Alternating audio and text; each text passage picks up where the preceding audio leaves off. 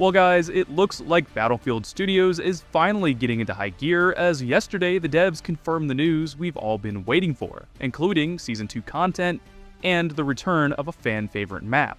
Now today's video is gonna be super quick as we cover this week's massive Season 2 news on short notice. So be sure to drop a like and hit subscribe and come back for longer, more in-depth Battlefield discussions down the road. But jumping right into it, yesterday, January 21st, Battlefield officially started to show off Season 2, its upcoming content and details around upcoming changes that are going into Battlefield Labs as we speak. And honestly, this has been an update we've been waiting weeks to see, not just because it gives us new content details, but because it feels like DICE is finally answering fans' complaints and taking action against their dying service.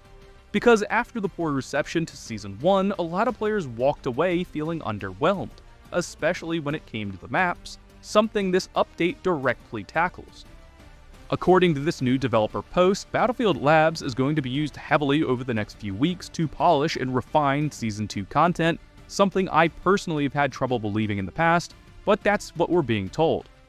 The devs say this next set of testing is about earning player validation, tuning game systems, and pretty much stress testing things before they go public, which is already a good sign as it shows they're aware of the issues we got with Season 1 and specifically Winter Offensive.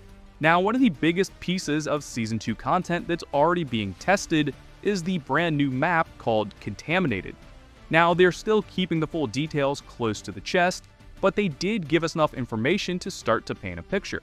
Contaminated is being tested specifically for how infantry combat interacts with vehicles and aircraft, as they're looking at how helicopters, ground vehicles, and foot soldiers all share the same space, how cover is placed, how objectives flow, and how the map's boundaries shape gameplay. All of which makes me feel like the team is looking to start investing more into all-out war experiences after so much criticism for their smaller maps. Now, in terms of the specific size, the devs say Contaminated falls between Eastwood and Merak Valley, and they even compared it to classic Battlefield maps like St. Quentin Scar from Battlefield 1 and Eros from Battlefield 5, which are definitely great maps to be associated with. And personally, looking at the current artwork of Contaminated, it kinda reminds me of Liberation Peak, which might not be a great sign, but I suppose time will tell. Now, while Contaminated is the poster child map so far, it's not the only one tied to Season 2. Because as many of you may have already seen, the Season 2 cinematic actually already leaked. In this leaked cinematic, which showed up on Chinese social media and was quickly shared by sites like MP First, it showed footage of what appears to be another map believed to be called Hagenthal Air Base, and from what you can see, it looks much more like a large-scale combined arms environment. Whatever it takes, whatever it costs, we take that node back, or we lose this war.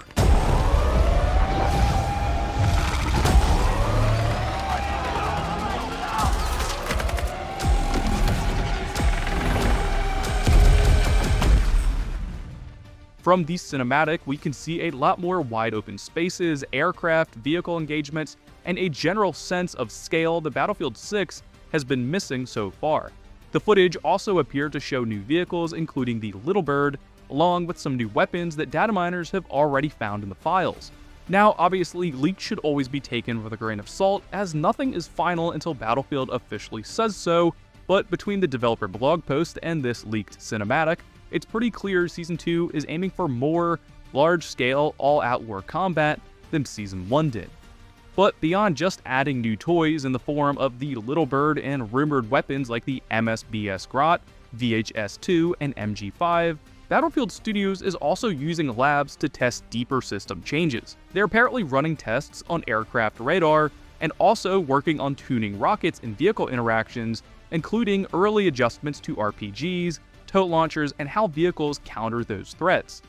And most importantly, they're continuing work on hit reg and overall gunplay, as this is where the devs directly acknowledged issues like dying behind cover or desync-related deaths, with lead producer David Sirland even pointing out that these problems aren't usually caused by one single issue, but instead require iteration across multiple systems and extensive testing over time.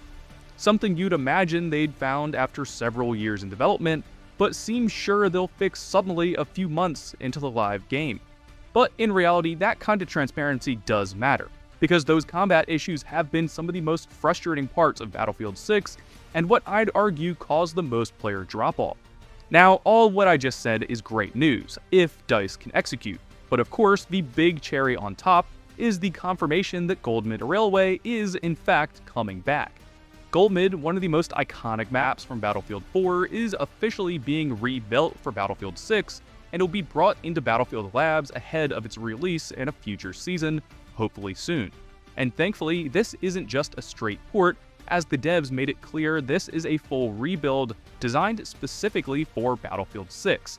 Their goal is to preserve what made Golmud so memorable, especially its combined arms gameplay, while expanding it to be the largest Battlefield 6 map to date, which would help address one of the biggest criticisms of Battlefield 6 so far, the lack of true large open environments.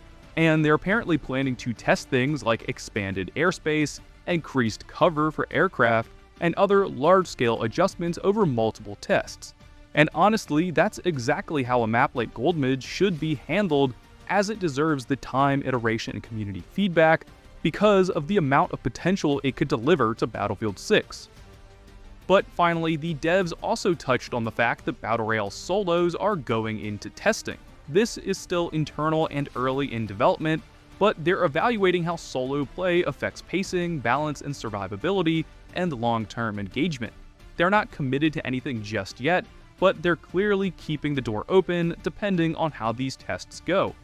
So, all things considered, when you step back and look at everything together, Season 2 feels like it could be a true turning point.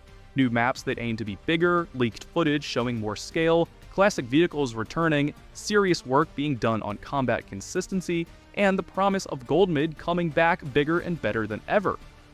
After a rough Season 1, Battlefield Studios really need Season 2 to deliver, and while none of this guarantees success, it does feel like they're finally steering Battlefield 6 back towards what fans were expecting in the first place.